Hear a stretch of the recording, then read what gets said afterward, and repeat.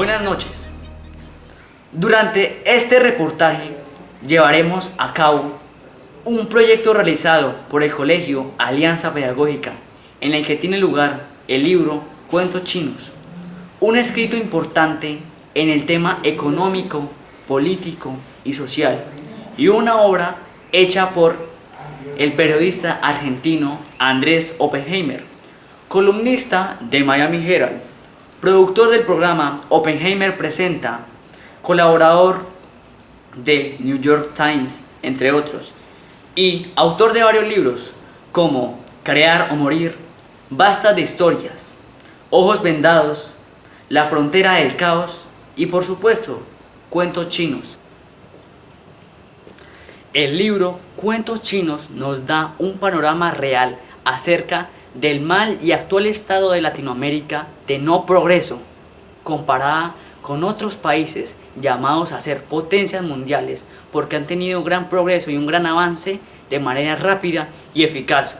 Por eso necesitamos líderes que promuevan el desarrollo económico, político y social.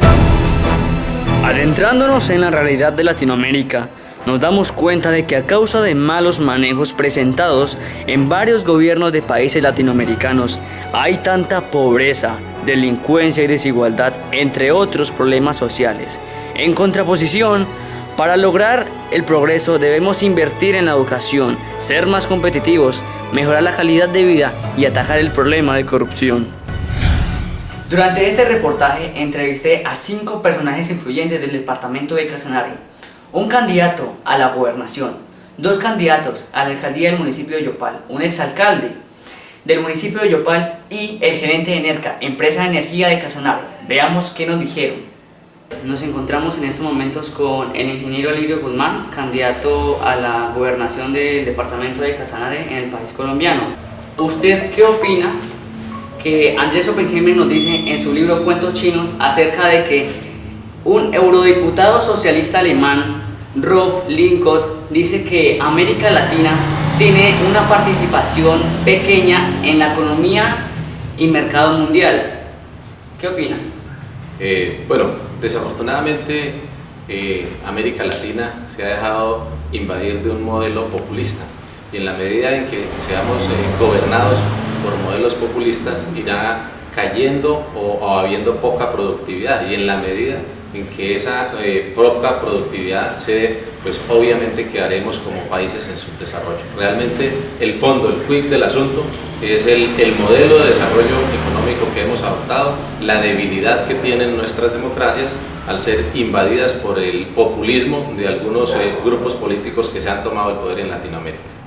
Claro, también vemos que un estudio realizado por el CNI, la Central de Estudio a Largo Plazo de la CIA, nos comenta que para el año 2020 los países de China, India y países como Polonia, Irlanda y Checoslovaquia van a tener más participación que el continente latinoamericano. ¿Qué opina de esto? Latinoamérica no ha tenido la fortaleza económica que le permita ser competitiva dentro del nuevo modelo económico mundial. Y por eso ha quedado cada vez mucho más rezagada.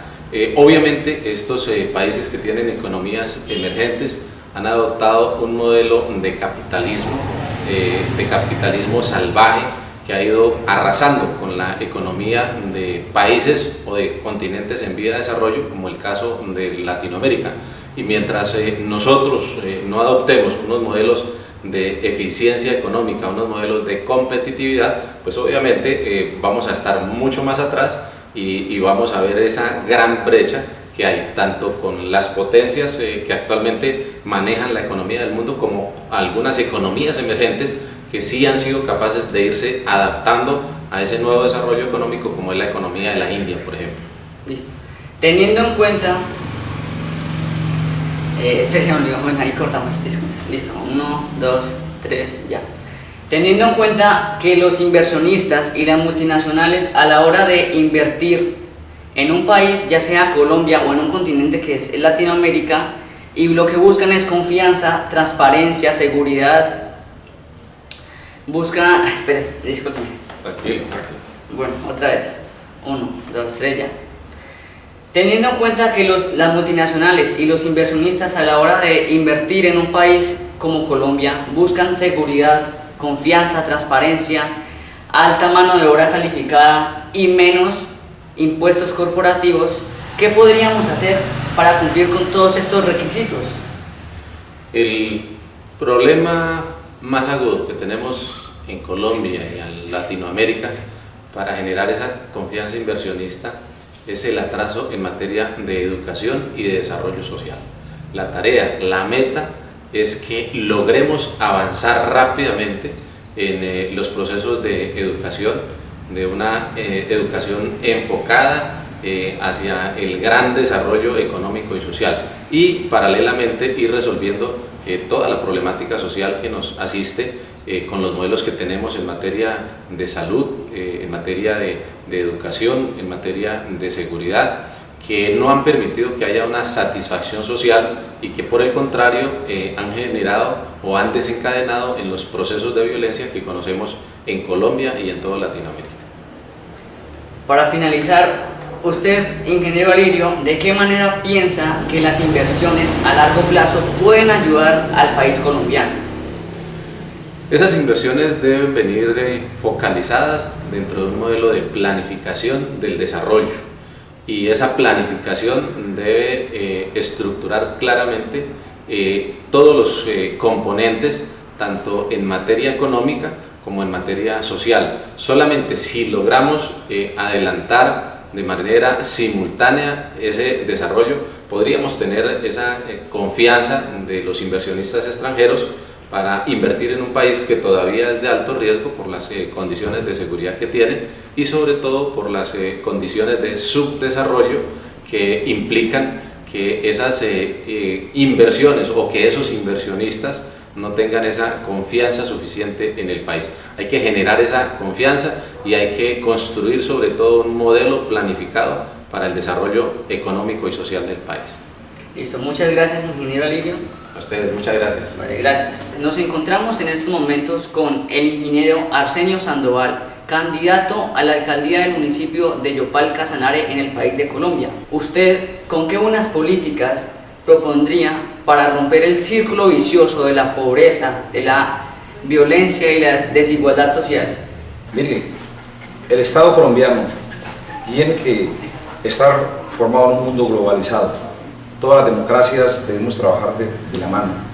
Nosotros tenemos que proferir porque haya un Estado pluralista, democrático e incluyente para superar los niveles de pobreza, los niveles de desigualdad que hay en el mundo, para que no sea igual. Por ejemplo, fíjate que el gerente de Ecopetrol se gana 50 millones de pesos, pero un ciudadano de las clases populares no alcanza ni al mínimo.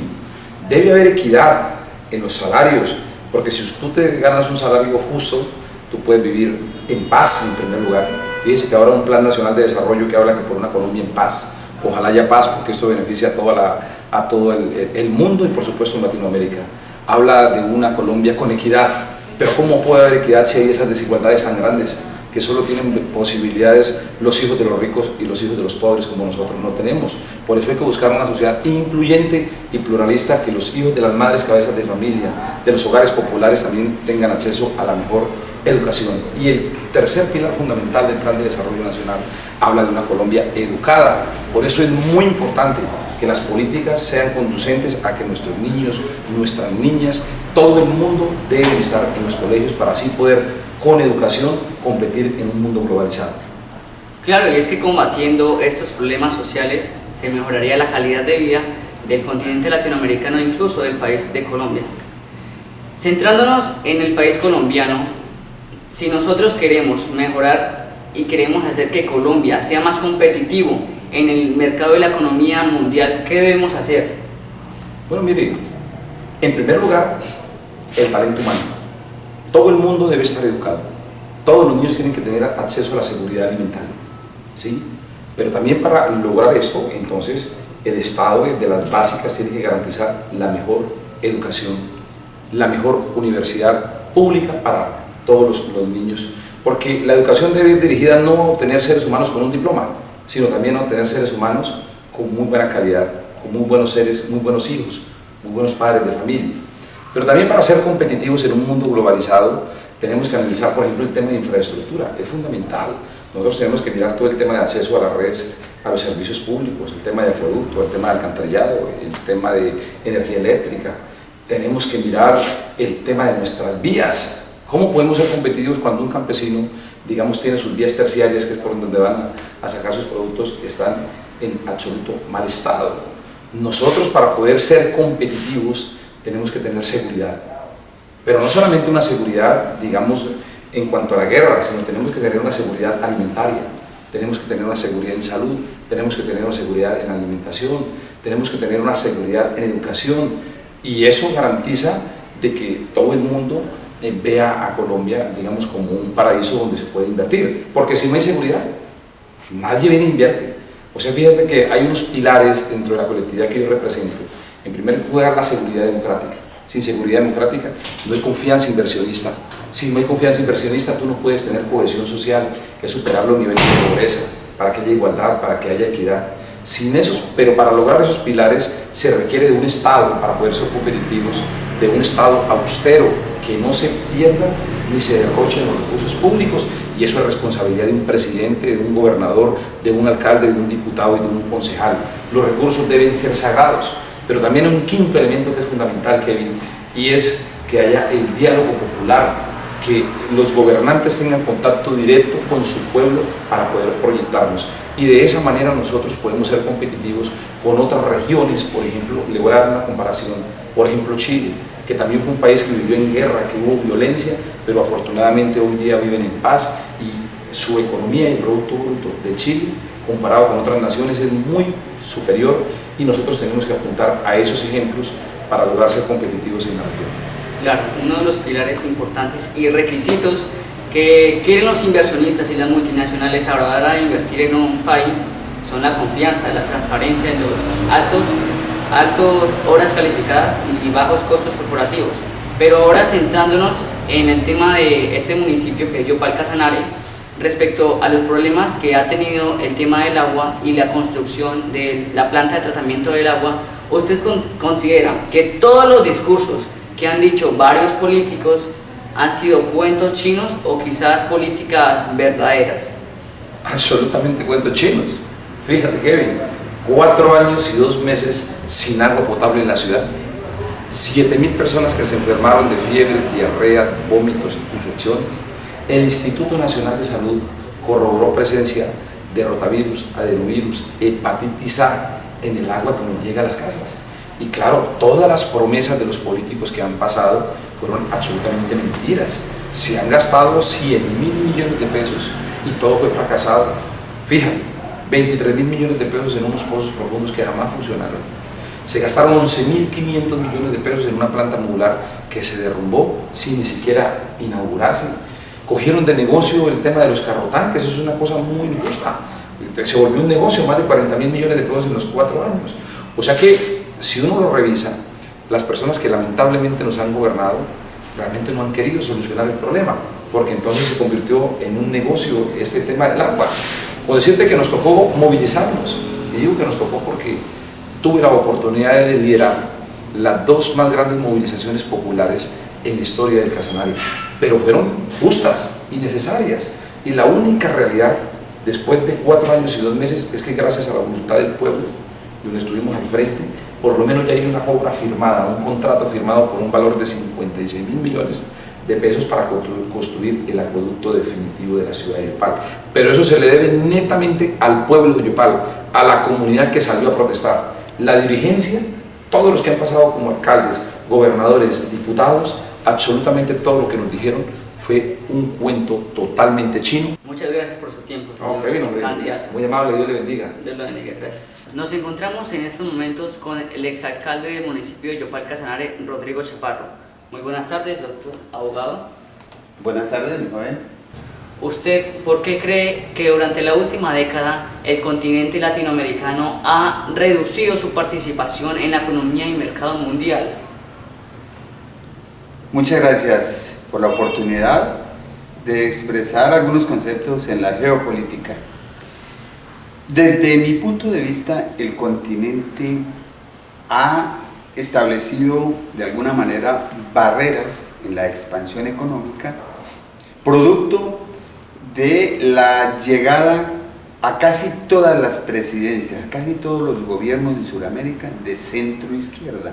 Es una concepción que confronta con el lineamiento mundial de un modelo político expansionista, de alguna manera absorbente. Si vemos, Colombia es el único país que al día de hoy le falta hacer ese viraje desde la ultraderecha a la centroizquierda, y eso tiene una explicación, y es la presencia de la fuerza subversiva en Colombia.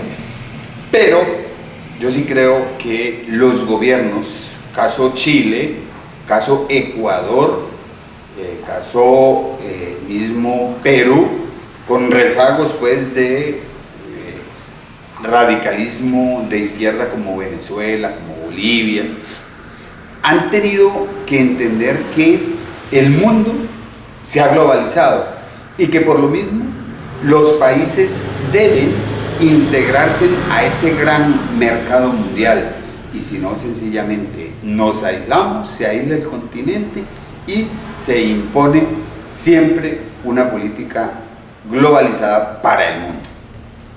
Excelente. Ahora, hablando de la siguiente pregunta y centrándonos ya en el país colombiano, nuestro país, ¿usted cree que el Tratado de Libre Comercio con los Estados Unidos le ha servido de algo al país colombiano o tal vez no?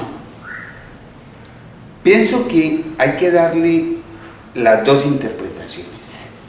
De un lado, ha sido muy favorable en el sentido que se estableció un reto nacional liderado por el sector público, por el gobierno, y es que si no logramos modernizar la infraestructura productiva del país, empezando por nuestras vías, y ahí entonces juega el programa inmenso que tiene el gobierno nacional de las vías de cuarta generación, pero si además no logramos que la industria tenga un avance acelerado y que Colombia deje de ser un exportador de materia prima y empiece a hacer todo el proceso transformador de su producción, sencillamente no vamos a lograr ser competitivos.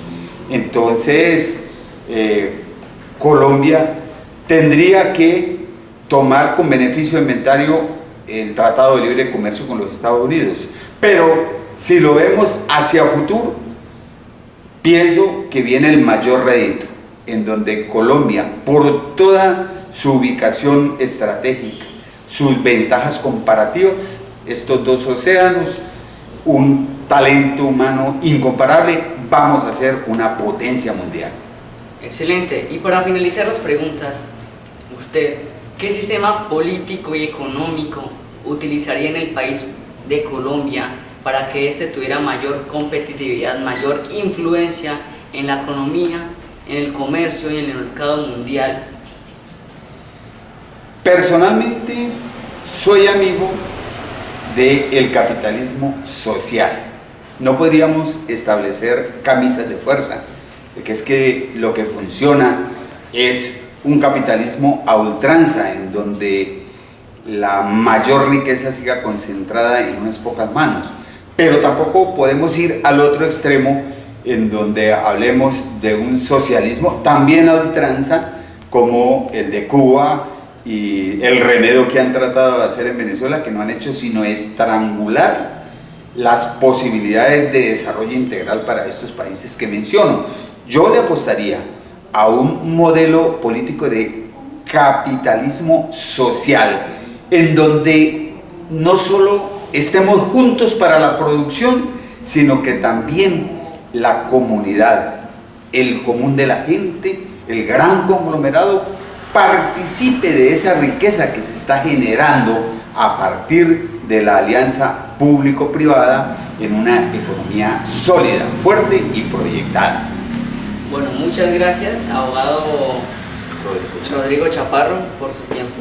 A usted muchas gracias. Gracias. Nos encontramos en estos momentos con el ingeniero Vallardo, gerente de la empresa de Enerca. Andrés Oppenheimer nos cuenta en su libro de que para el año 2020 los países como China, India, Irlanda, estoy un poquito.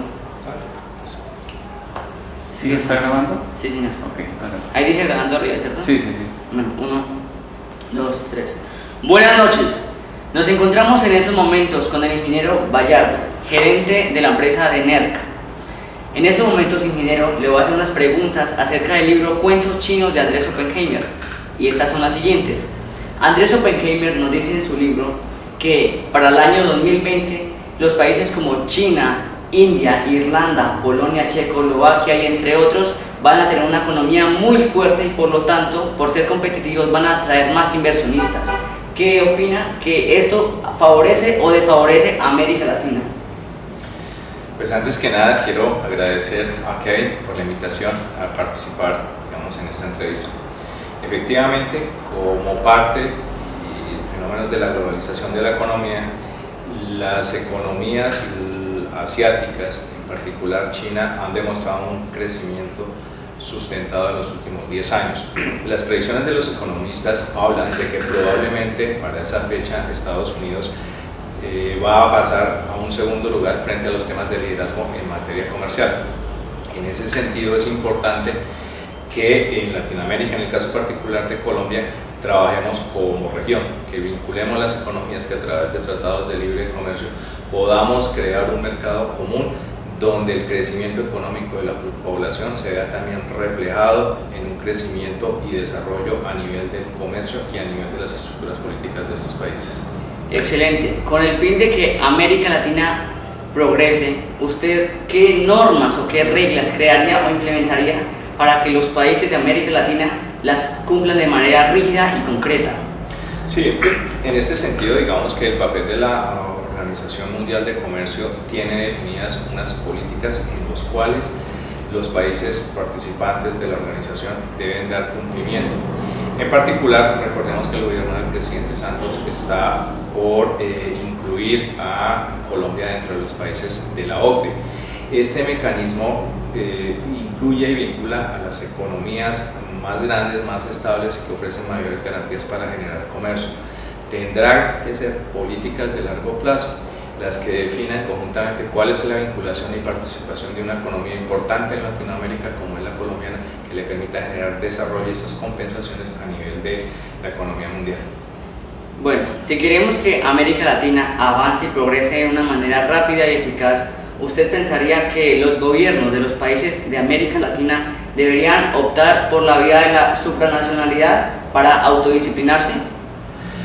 Es una alternativa que siempre ha estado, digamos en discusión.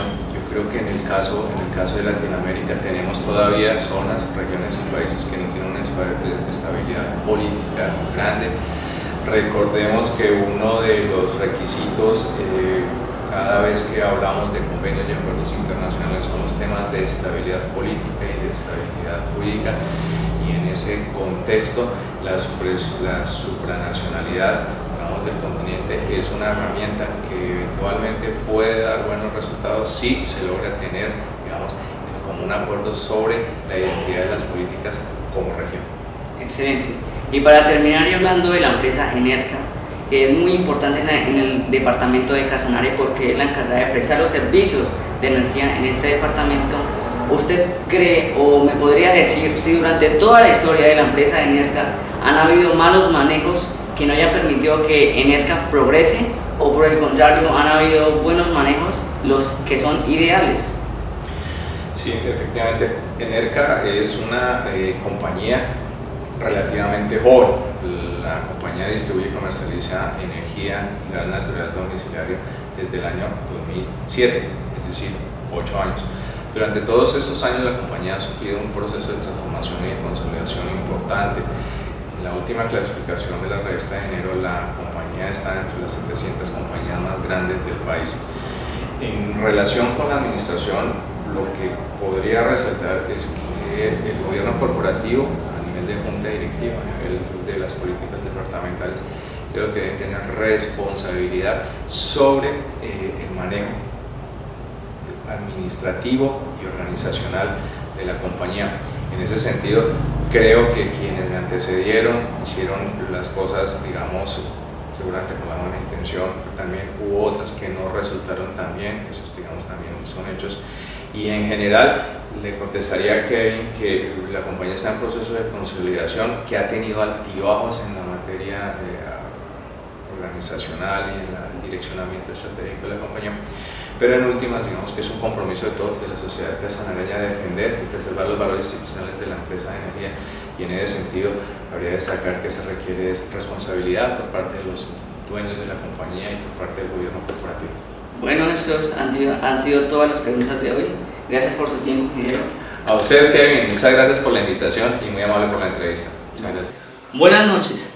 Nos encontramos en estos momentos con el candidato a la alcaldía del municipio de Yopal, Leonardo Puentes. ¿Piensa usted que la participación de Latinoamérica en la economía y mercado mundial se debe en gran parte a países como Chile y Brasil, o a qué otros países?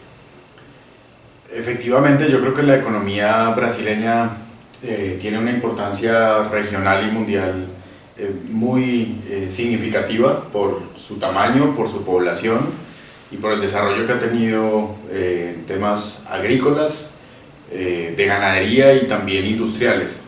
Y los chilenos también han sido los países de nuestro continente que han tenido una importancia estratégica para la región y para el mundo, pero yo pensaría que hay otros, quizá Argentina, México y países como Uruguay también han aportado mucho en desarrollo a la región y a la economía mundial.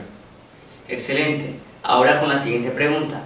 ¿Qué posibilidades de progreso tienen varios países latinoamericanos si el problema de corrupción ha estado presente durante mucho tiempo? Pues es un problema que hay que combatir. El compromiso tenemos que asumirlo todos los gobiernos, desde los gobiernos locales, municipales, de las regiones, los departamentos, en nuestro caso Colombia, y ojalá lo asumieran como una política de Estado completamente transversal a la actividad del gobierno en los gobiernos del mundo, porque definitivamente es uno de los peores lastres que tiene nuestra sociedad.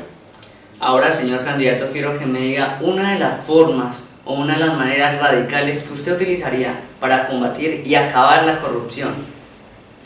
Ahora mismo estamos proponiéndole a Yopal, dentro de nuestro programa de gobierno, dos estrategias muy sencillas. Lo primero, presupuestos participativos, que la ciudadanía elija cómo se gasta el presupuesto año a año y vea las cifras y se entere de cómo se contratan las obras, cómo se ejecuta el presupuesto.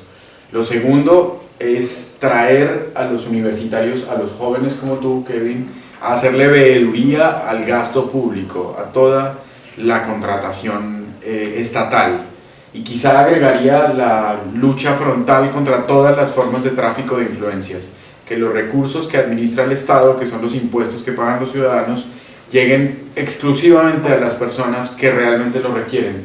Ninguna forma de desviación por palanca, como lo conocemos, o por esos círculos de clientelismo que en ocasiones se apropian de los recursos públicos y los hacen llegar a gente que no los necesita. Claro, y para finalizar, ¿usted qué métodos de desarrollo implementaría en un país como Colombia para que este progrese y tenga más competitividad mundial? Lo principal es la educación. No hay otra manera. Si no hacemos que el talento humano, que la capacidad de los seres humanos que habitamos cada región y cada país del continente pues, suramericano y de toda Latinoamérica, pues va a ser muy difícil que equilibremos las condiciones de vida de otros países que se han esforzado mucho en hacer investigación, en hacer avances tecnológicos, en desarrollos científicos. La única manera es formando cada vez mejor a nuestros hijos y a las nuevas generaciones. No hay otro camino. Vale, gracias por su tiempo, señor candidato. A ti, Kevin, por la invitación. Vale, Gracias. gracias.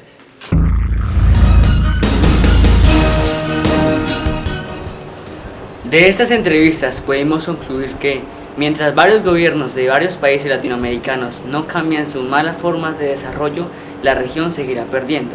En segundo lugar, si Latinoamérica quiere tener una gran influencia a nivel mundial, debe empezar a generar confianza, seguridad y buena competitividad para atraer inversionistas. Finalmente podemos hablar que para lograr la meta del progreso debemos empezar a tener unas buenas educaciones, unos buenos principios y un buen gobierno transparente.